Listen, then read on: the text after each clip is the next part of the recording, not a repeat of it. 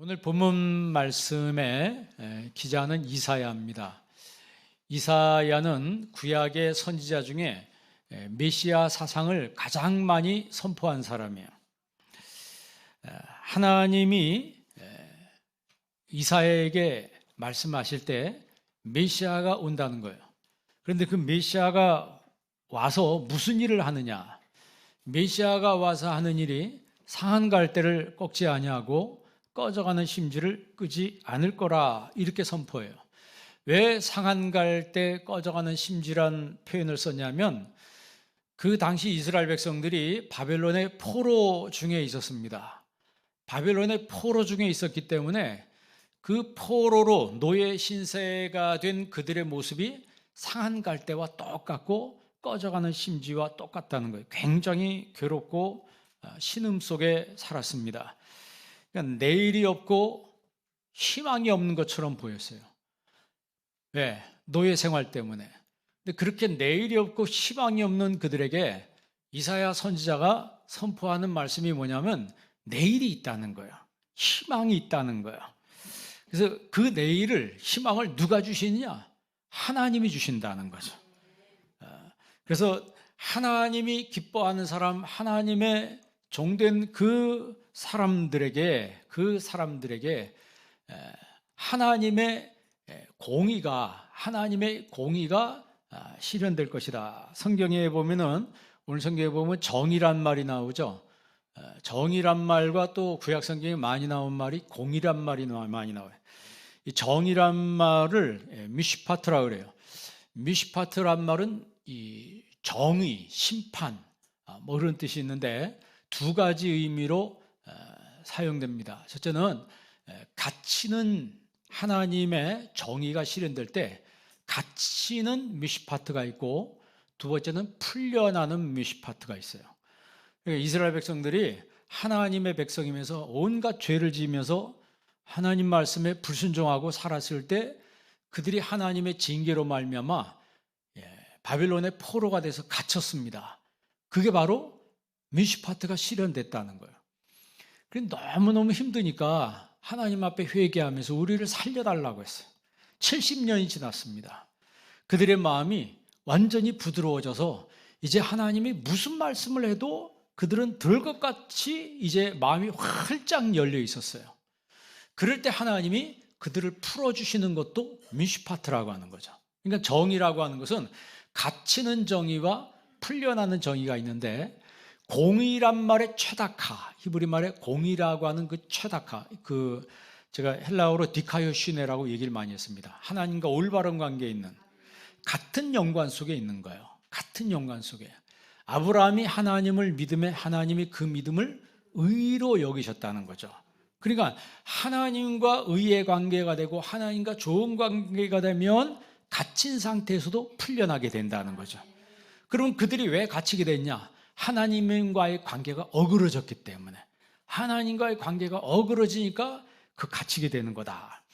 그래서 이 미시파트와 이 최다카는 같은 연관성이 있는 그런 단어입니다. 그러니까 내가 하나님을 진심으로 믿어서 하나님과 올바른 관계 속에 있을 때, 올바른 관계 속에 들어갈 때, 그때 하나님이 나를 통해서 하나님의 의가 실현되도록 그렇게 하신다는 거죠. 그러니까 이 최다카라고 하는 이 공의라고 하는 것들이 후대에 가서 자선, 구제 이런 말로 사용되게 됩니다.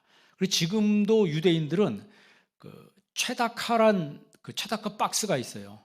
제가 예전에 여러 번 설명한 적이 있는데, 우체국을 가든 도서관을 가든 교회를 가든 그 회당을 가든 어느 모임에든지 그들은 요만한 그 박스가 있습니다.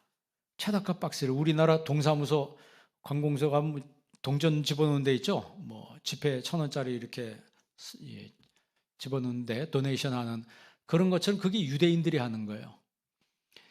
그게 무슨 박스냐면 최다카 박스예요. 그걸 전부 모아서 유대인 그 주위시 커뮤니티에서 어려운 사람들을 위해서 전부 그것을 쓰는 거예요. 그러니까 하나님의 공의와 하나님의 정의가 나중에 그렇게 실현된다는 거죠. 그러니까 말로만 정의로 끝나는 것이 아니고 그 정의라고 하는 것은 우리의 삶의 현장 속에서 나타나게 된다는 거다. 그러니까 하나님의 이 미시파트, 정의, righteousness라고 하는 것은 우리가 하나님 앞에 불의를 행했을 때 하나님이 징계하고 하나님의 심판의 몽둥이가 찾아오더라. 그러나 내가 하나님 앞에 회개하면 하나님은 그 악한 환경 속에서라도 나를 다시 회복시켜 주시고 나를 풀어 주신다는 거죠. 그러니까 지금 현재 우리가 읽은 성경의 이스라엘의 상태는 바벨론의 포로 생활 가운데 굉장히 그들이 지쳐 있었습니다. 신음 속에 우리는 일제 36년 동안 그 식민지 생활을 했잖아요. 근데 그 사람들은 70년을 했어요. 거의 배를 한 거죠. 배 이상을 한 거예요. 근데 그 식민지 생활을 하는 그 이스라엘 백성들의 상태가 상한 갈대와 같다. 그들이 꺼져가는 심지와 같다. 그러니까 이것이 하나님의 눈으로 나를 볼 때에도, 하나님의 눈으로 나를 볼 때도 내 상태가 꺼져가는 심지와 같고 상한 갈대와 같다는 거예요. 철학적으로도 인간을 표현할 때 인간을 죽음의 길을 홀로 걸어가는 외로운 존재라 이렇게 이야기합니다. 우리는 다 앞서거니 뒤서거니 죽음의 길을 걸어가는 사람들이에요. 그것도 외롭고 홀로 외롭게 걸어가는 고독자, 단독자라 이 말이죠. 그 철학적으로 인간은 어쩔 수 없는 외로운 자라는 거예요. 어쩔 수 없는 고독자라고 하는 거죠. 그런데 성경에 보니까 그냥 외롭고 고독한 것이 아니고 그런 상태에서도 상했다는 거예요. 꺼져가는 심지어같이, 꺼져가는 심지는 냄새만 펄펄 풍기잖아요.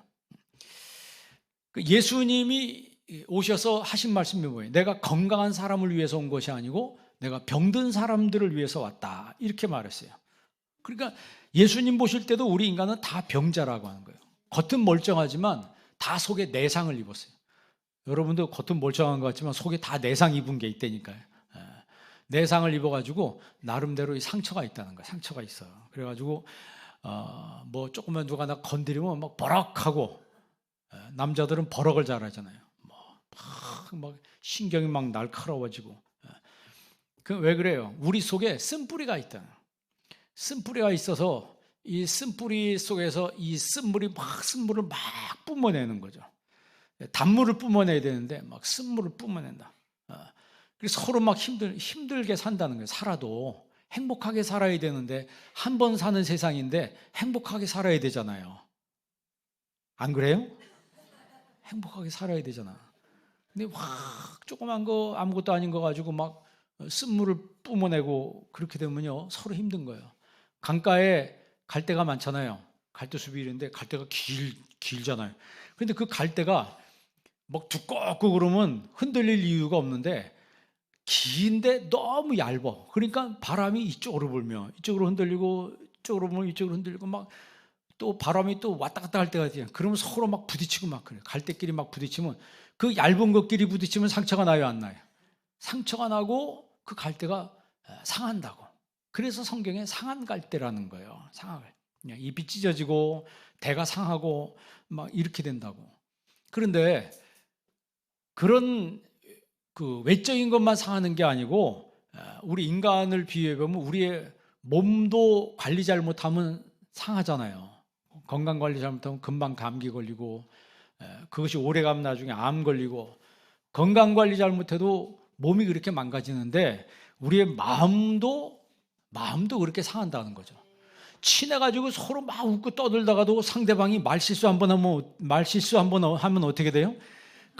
금방 그 분위기가 싸해지고 이제 굉장히 서로 힘들어지고, 부부관계도 결국 어려워지는 게 뭐 때문에 그러냐면 말 때문에 그러는 거예요.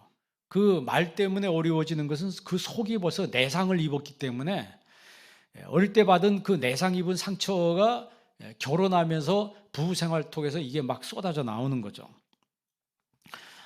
그래서 제일 그 상처가 많은 곳이 가정이라고 해요. 가정. 그리스도인의 가정은 상처를 만드는 공장이 아니고 행복을 만드는 공장이 돼야 합니다. 그 사명이 있는 거예요. 그 상처를 만들어내는 그 공장에서 나온 아이들이 세상에 나가서 일을 저지르는 겁니다. 일을 저지르는 거예요. 그러나 행복을 만들어내는 공장에서 자란 아이들이 세상에 나가서 세상을 싸맵니다. 그래서 세상을 살려요. 그 정도로 가정이 중요한 거예요. 그 가정 속에 있는 구성원들, 그 가정 속에 있는 구성원들, 바로 나죠. 우리들 한 사람 한 사람이 성경에 보면 상한 갈대와 같고 상처 입은 존재라는 거예요. 그런데 그렇게 상처 입고 상한 갈대인 나를 주님이 와서 싸매주시고 치료하신다는 거죠. 그러니까 우리에게 아픈 과거가 있어도 하나님은 우리에게 희망을 주시는 분이라는 거죠. 그러니까 여러분도 우리의 가정도 나도 앞으로 잘 될 수 있다는 그런 희망을 가지고 살아야 합니다. 그 남아공의 대통령을 지낸 넬슨 만델라를 알죠? 이분이 27년간 감옥 생활을 했어요. 감옥에서 7년도 아니고 10년도 아니고 17년도 아니고 무려 27년 동안을 감옥에서 살았습니다. 정치적으로 박해를 받은 거죠. 최악의 정치범으로 몰려서 감옥 생활을 하는데 면회도 6개월에 한 번만 딱 면회가 된대요. 그런데 이분이 감옥에 갇힌 다음에 4년 있다가 어머니가 돌아가셨어요. 그 다음 해 아들이 교통사고로 사망했습니다. 그러니까 어머니 장례식, 아들 장례식 한 번도 가보지 못했어요. 그러던 와중에 14년이 지났는데 딸이 면회 왔어요. 딸이 면회 왔는데 아들을 낳았다고 아들 이름을 지어달라는 거예요.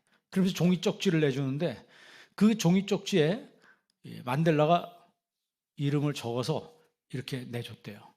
그 종이 쪽지를 만델라의 딸이 보고 그 쪽지에 얼굴을 묻고 막 울었답니다. 그 쪽지에 뭐라고 써 있냐면 아즈위, 희망이라고 적혀 있었어요. 아즈위, 희망. 그러니까 이 사람은 감옥 속에 살면서도 뭘 잃지 않은 거예요? 희망을 잃지 않은 거예요. 희망을 잃지 않았어요. 그가 출소했습니다. 출소하고 나서 여러와 같은 그 서원 속에 대통령이 됐어요. 자, 여러분 생각해 보세요. 27년 동안 감옥살이 했으면 마음속에 울화, 분노, 복수, 심 이런 게 있을까요? 없을까요? 있고도 남죠. 아마 보통 사람 같으면 대통령 되자마자 시퍼런 시칼을 들고 아마 춤사위를 했을지도 몰라. 이놈 목 저놈 목 다 내리치고 그랬을 법도 한데 이 사람은 대통령이 되고 나서 화합으로 갔습니다. 한 명도 보복하지 않았어요. 그러니까 모든 국민이 하나가 될 수 있도록 화합의 장으로 이끌었어요. 그래서 만델라는 위대한 사람이라는 거예요. 위대한 사람. 지금 하나님이 이스라엘에게 말씀을 주실 때 상황이 만델라가 감옥 속에 있을 때 상황하고 굉장히 흡사한 거예요. 바벨론의 포로로 잡혀가지고 오랜 시간 노예로 살았어요. 망할 것 같지 않은 이 남쪽 유다가 망했습니다. 근데 그거는 하나님의 미시파트, 하나님의 공의가 실현된 거예요. 왜? 하나님의 은혜에다가 이스라엘 백성들이 하나님의 은혜에다가 막 불순물을 갖다 막 들이붓는 거예요. 자기의 그 삶 속에 하나님의 은혜를 받기는 받았는데 그 받은 은혜에다가 세상의 우상의 불순물을 갖다 들이붓고 하나님의 정의를 배반했어요. 그래서 그들이 결국 하나님 몽둥이로 맞고 바벨론에 끌려와서 70년의 종살이를 고단하고 너무나 힘들게 했습니다. 도저히 그 상황이 희망을 이야기할 수 없는 그런 상황이었어요. 미래가 없는 노예의 삶을 살고 있었습니다. 그들이 한 맺힌 기도를 했어요. 하나님, 이제 우리가 풀려나면 다시는 그런 짓 하지 않겠습니다. 다시는. 사람이 립 서비스가 있잖아요. 말로만 안 그러겠습니다, 안 그러겠습니다 해놓고 풀려나면 또 옛날 반복하는데 이 사람들은 그 70년 동안의 노예 생활을 통해서 아주 그 후회를 저번에 제가 그 얘기했죠. 그 보니엠의 바들리브스 바빌론, 바빌론 강가에서 우리가 울었습니다. 시온에서 하나님을 찬양할 때 생각하면서 울었습니다. 그때 그렇게 좋았는데 왜 우리가 그때 하나님을 잘 섬기지 못했을까? 그래 끌려와가지고 바빌론의 강가에서 남의 나라 강가에 앉아가지고 시온을 생각하면서 울었다 그랬어요. 그 노래가 세계적으로 대히트를 쳤잖아요. 그러니까 이 사람들이 이렇게 지금 하나님 앞에 한 맺힌 기도를 할 때 하나님이 그들의 마음을 보시고 이제는 이들이 돌아섰구나 해서 그들을 포로에서 이제 풀어주시는 거예요. 그게 하나님의 정의가 또 실현되는 거예요. 그러니까 하나님의 미시파트, 하나님의 정의는 갇히는 정의와 풀려나는 정의가 있는 거예요. 그러니까 하나님의 그 미시파트가 갈대와 상한 갈대와 같은 꺼져가는 심지어 같은 나를 하나님이 그런 상태에서도 나를 하나님의 종으로, 하나님의 기뻐하는 사람으로 나를 삼아 주신다는 거죠. 메시아에게 하신 말씀이지만 영적으로 나에게 주신 말씀으로 우리가 받아야 돼요. 자, 1절 말씀 보세요. 내가 붙드는 나의 종 내 마음에 기뻐하는 자 곧 내가 택한 사람을 보라. 그러면서 똑같은 비슷한 말씀이 그 전장 보세요. 41장 8절 말씀 보시기 바랍니다. 그 한 장 전에 41장 8절. 42장 1절에 내가 붙드는 나의 종 나의 기뻐하는 자라 그랬어요. 자, 8절 다 같이 있습니다. 그러나 나의 종 너 이스라엘아 내가 택한 야곱아 나의 벗 아브라함의 자손아. 아멘. 나의 종 너 이스라엘아. 그러니까 하나님의 선민을 보고 나의 종이라 그랬어요. 그러니까 여러분 정말 예수 믿는 모든 그리스도인들은 하나님의 종인 거예요. 여러분 예수님을 섬길 때 나는 주의 종입니다라고 하는 정신 가지고 살기를 바랍니다. 교회에서 섬기는 주의 종이 아니고 세상에 나가서 하나님의 이름을 퍼뜨리는 하나님의 종으로 살아야 된다는 거야. 나의 벗 아브라함의 자손아. 하나님이 아브라함을 뭐라고 불렀다고요? 벗이라고 그랬어요. 그 사람의 자손이라는 거예요. 그러면 나도 하나님과 뭐가 될 수 있는 거예요? 아브라함이 벗이 된 것처럼 하나님의 벗이 될 수 있다는 거예요. 자, 9절 말씀 읽어보세요. 41장 9절 다 같이 있습니다. 내가 땅 끝에서부터 너를 붙들며 땅 모퉁에서부터 너를 부르고 내게 이르기를 너는 나의 종이라 내가 너를 택하고 싫어하여 버리지 아니하였다 하였노라. 아멘. 땅 끝에서부터 너를 붙들고 그 다음에 중반절 보세요. 너는 나의 종이라. 너는 나의 종이라. 다시 한번 우리 말합시다. 나는 주님의 종입니다. 나는 하나님의 종입니다. 나는 주님의 종입니다 라고 하는 정신을 가지고 여러분 세상에 가서 살아갈 때 세상이 나한테 찾아올 때가 있네. 세상에 있는 것들이 나한테 밀려오는데 이 세트로, 종합 세트로 완전히 포장돼 가지고 나한테 이 죄의 물결이 밀려올 때 웬만하면 다 거기 물결에 휩쓸려 버려요. 그런데 나는 주님의 종입니다라고 하는 이 정체성, 이 정신을 가지고 있는 사람들은 그걸 거부하게 돼요. 나는 주님의 종입니다. 그만큼 이 정체성이라는 게 굉장히 중요한 거예요. 내가 누구인지를 선언하는 거예요. 내가 어떤 사람인지를 알고 내가 어떤 사람인지에 대해서 세상에 대해서 선언하는 거죠. 그러면 세상이 와서 나한테 이런 걸로 널 줄게. 이런 거 주면은 나하고 타협하겠니? 이렇게 내가 해주면 너 나하고 친구하겠니? 하면서 나한테 이걸 들이밀 때 내가 하나님의 종입니다라고 하는 정체성이 있기 때문에 모세가 거절할 것을 거절했던 것처럼 우리도 거절할 수 있는 결단을 내리게 된다는 거예요. 그러면 세상이 나에 대해서 위협을 가하는 거예요. 그래? 네가 내가 너한테 이거 제시했는데 나를 거절해? 나를 거부해? 그 세상이 가만히 있지 않습니다. 그러면 너 한번 나하고 한번 싸워보자는 거야? 너 가만 안 둘 거야? 이랬을 때 하나님이 뭐라고 말씀하시냐면 그 다음 10절 읽어보세요. 41장 10절 다 같이 있습니다. 두려워하지 말라. 내가 너와 함께 합니다. 놀라지 말라. 나는 내 하나님이 됨이라. 내가 너를 굳세게 하리라. 참으로 너를 도와주리라. 참으로 나의 의로운 오른손으로 너를 붙들리라. 아멘. 세상을 두려워하지 말라는 얘기예요. 놀라지 말라는 얘기예요. 여러분 놀라지 마세요. 세상이 나한테 린치를 가하고 위협을 가하고 깜짝깜짝 놀라게 하려고 뭐 이것저것 준비해서 나한테 엄포를 놓고 공갈을 할 때, 협박을 할 때 그때 하나님이 놀라지 말라는 얘기예요. 내가 너를 붙들어 주신다는 거예요. 너를 굳세게 한다는 거예요. 참으로 너를 도와주리라.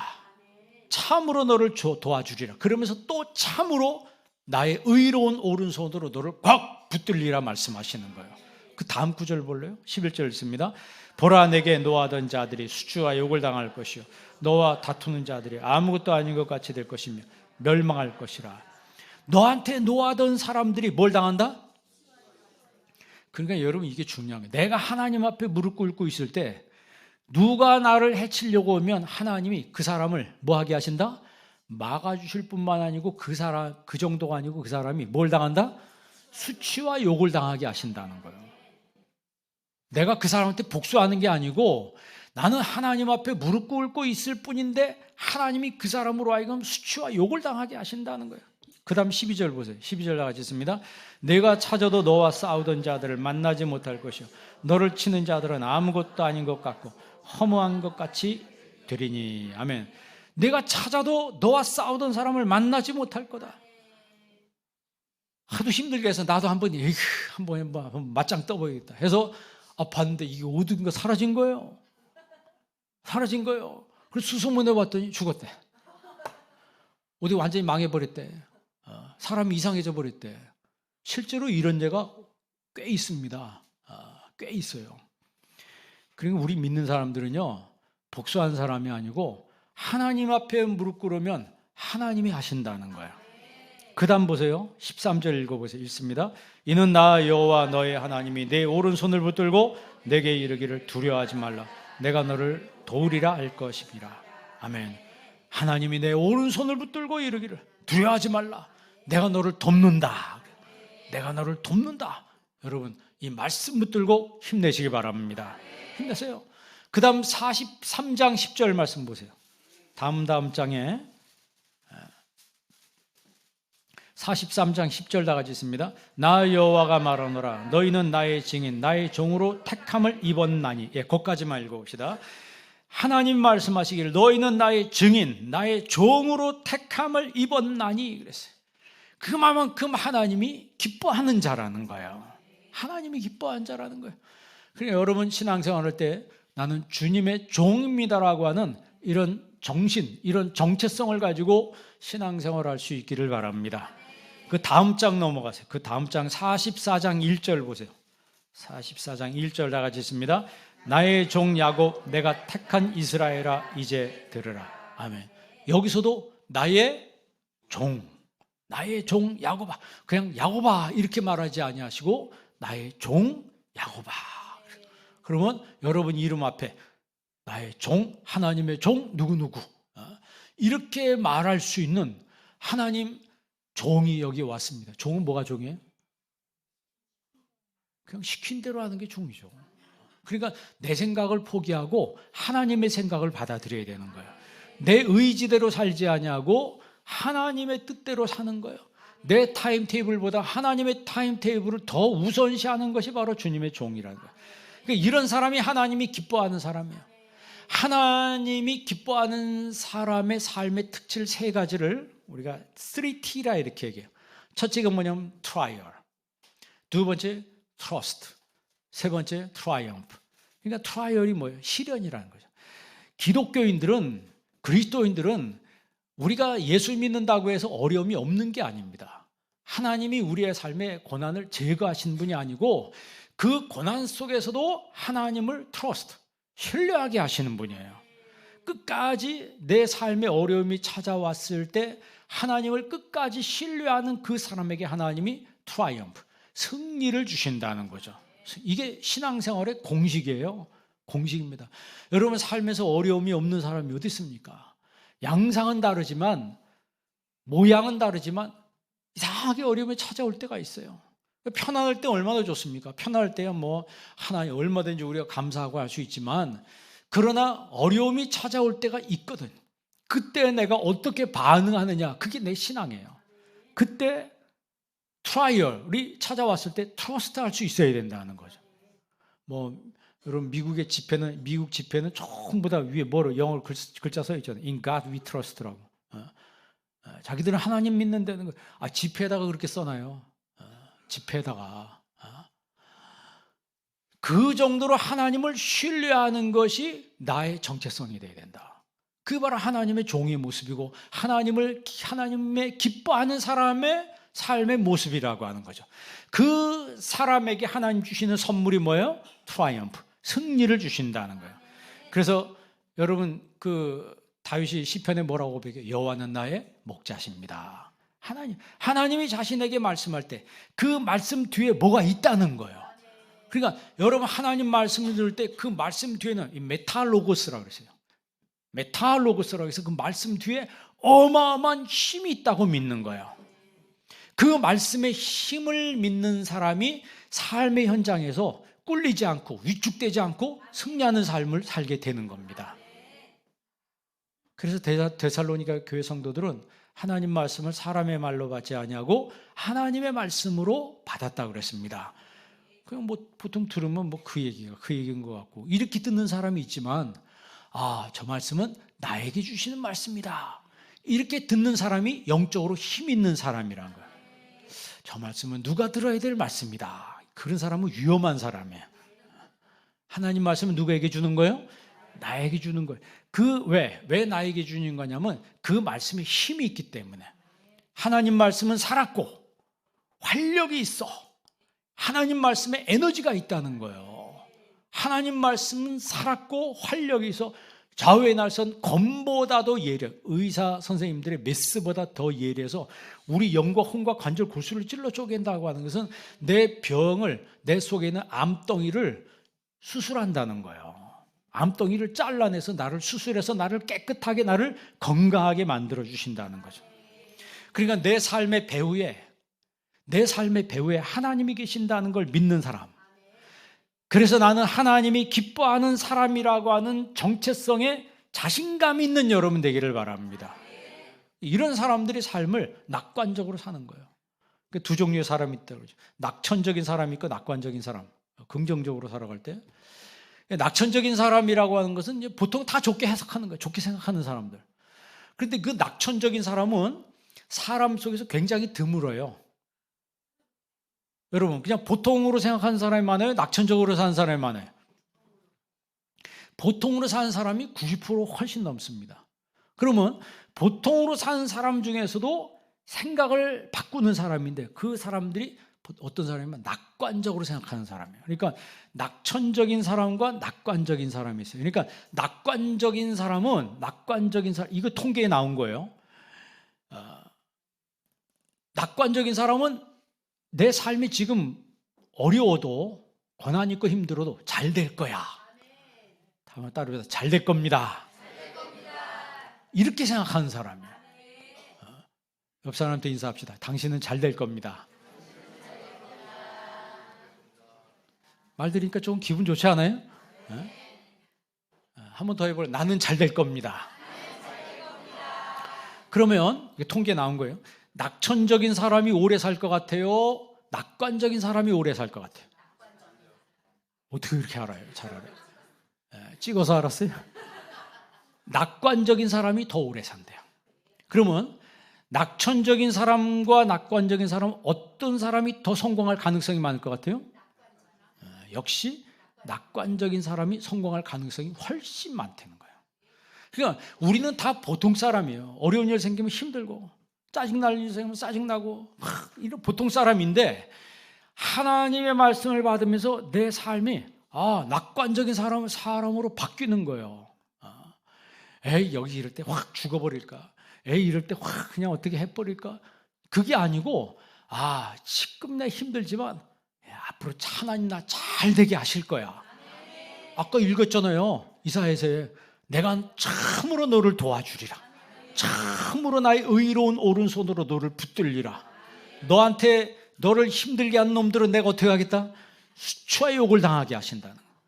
어느 날 그 사람을 찾아보려고 해도 찾아볼 수 없을 거다. 그러니까 하나님 그렇게 이루어지게 해 주옵소서. 사람 이름 대서 말하지 말고 하나님 이 성경 말씀대로 나는 하나님의 종의 모습으로 하나님이 기뻐하는 자의 모습으로 살게 해 주십시오. 그래서 여러분 정말 생활 속에 힘든 일이 막 찾아올 때도 힘든 일 생기면 그러나 그때도 나는 잘 될 거야. 따르시다. 나는 잘 될 겁니다. 옆 사람한테 당신 잘 될 겁니다. 이렇게 소망적으로 생각하는 사람을 하나님 붙들어 주신다는 거예요. 그 다음 장 45장 4절 한번 읽어볼래요? 45장 4절 다 같이 한번 읽습니다. 내가 나의 종 야곱 나의 택한 자 이스라엘 곧 너를 위하여 내 이름을 불러 너는 나를 알지 못하였을지라도 내게 칭호를 주었노라. 아멘. 여기 또 얘기죠. 하나님, 내가 나의 종 야곱 나의 택한 자 이스라엘. 그 말은 내 마음에 기뻐하는 자 이스라엘, 그런 뜻이죠. 그러니까 하나님이 기뻐하며 하나님의 종으로 세운 그들을 하나님이 이제 다시 회복시켜 주신다는 거예요. 왜? 선택받았기 때문에. 여러분, 신약 성경에 이 말씀을 예수님이 뭐라고 얘기했냐면 너희가 나를 택한 것이 아니요 내가 너희를 택하여 세웠나니 그랬어요. 한번 찾아보세요. 요한복음 15장 16절. 요한복음 15장 16절 한번 찾아보세요. 이 구약의 이 말씀을 예수님께서 풀어주신 말씀이죠. 요한복음 15장 16절 다 같이 한번 읽습니다. 너희가 나를 택한 것이 아니요 내가 너희를 택하여 세웠나니 이는 너희로 가서 열매를 맺게 하고 또 너희 열매가 항상 있게 하여 내 이름으로 아버지께 무엇을 구하든지 다 받게 하려 함이라. 아멘. 너희가 나를 택한 것이 아니다는 거예요.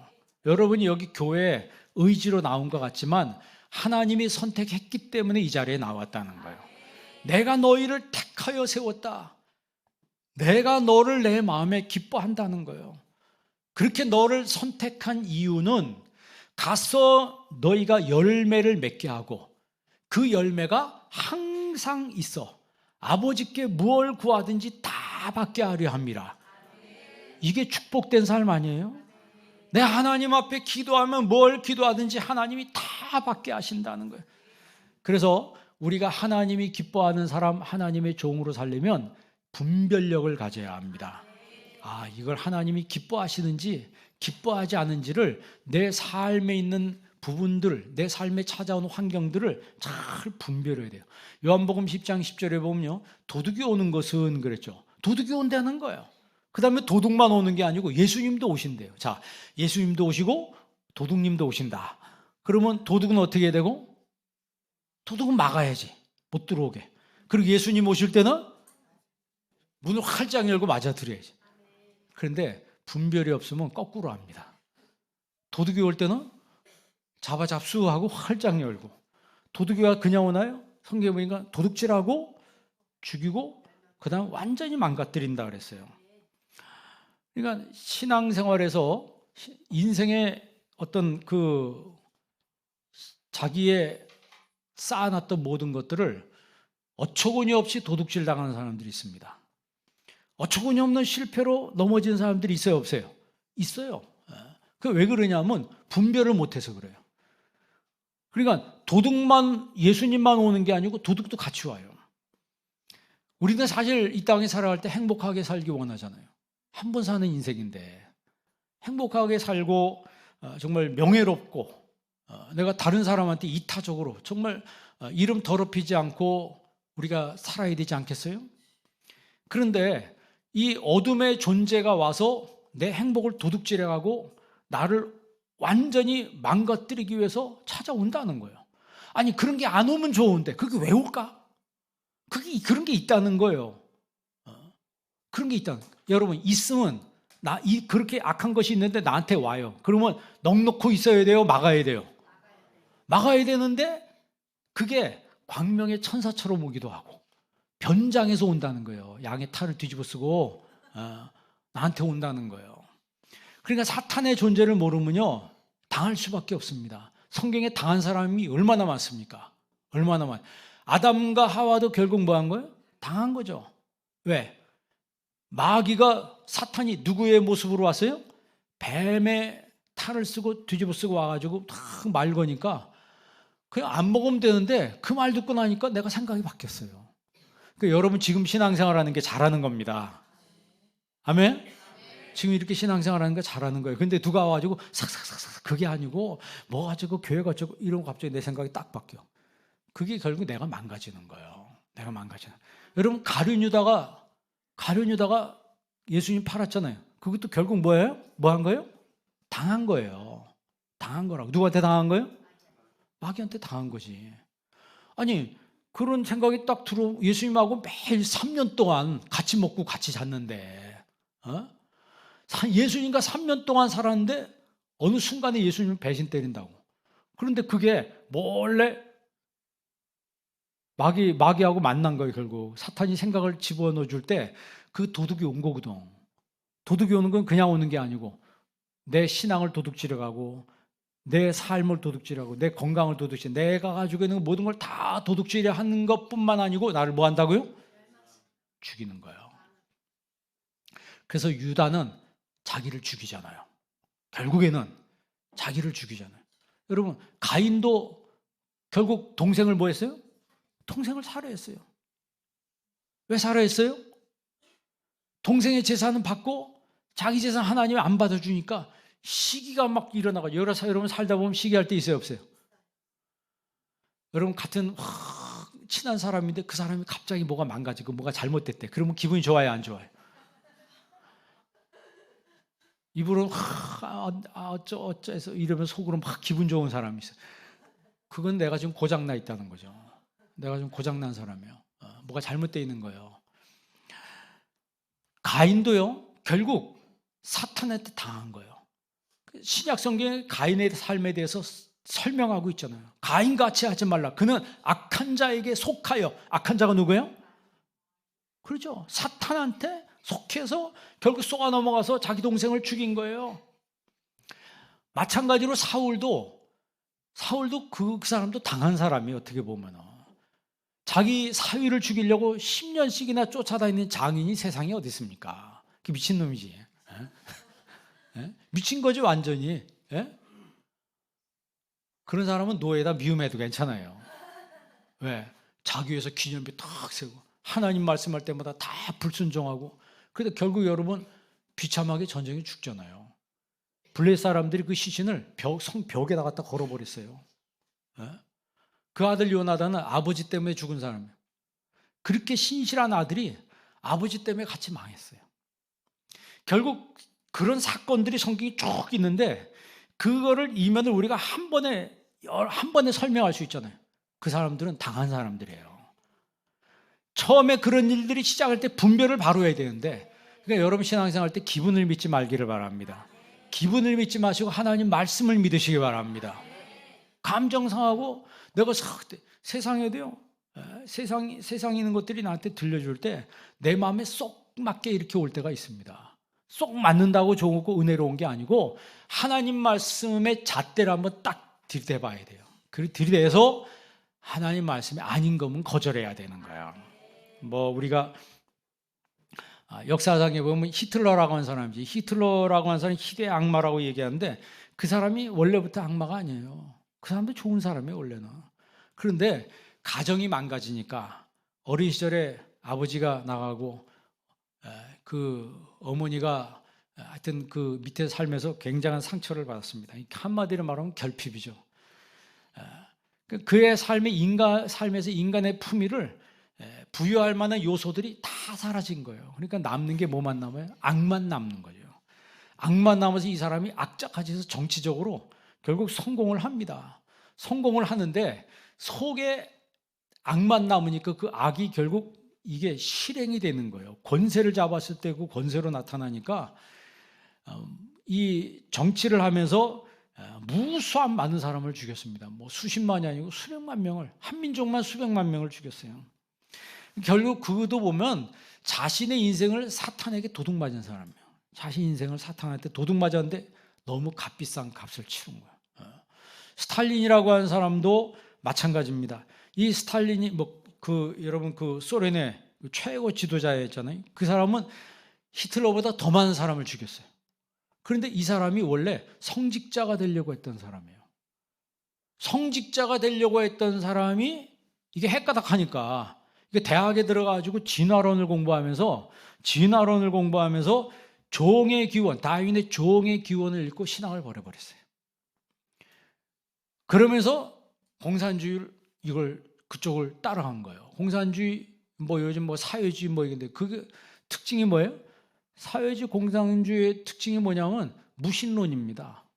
유물론이에요. 그러니까 유물론이라는 것은 뭐예요? 다 다 모든 걸 물질로 보는 거예요. 그 사람도 물질이에요. 그러니까 사람 목숨이 뭐 목숨하고 똑같은 거예요? 파리 목숨하고 똑같은 거예요. 그러니까 막 죽여도 아무런 가책이 없어요. 그게 굉장히 무서운 사상입니다. 아니, 성직자가 되려고 했던 사람이 사상을 그렇게 가지니까 이 괴물이 돼버리는 거예요. 괴물이 돼버려. 결국 그도 자기의 있던 모든 것들이 속은 거죠. 속아서 다 뺏겨서 결국 이용당하다가 결국 죽습니다. 결국 죽어요. 이게 설교자도 마찬가지예요. 설교자도 위험성이 있는 게 뭐냐면 설교자가 높임을 받으면 안 돼요.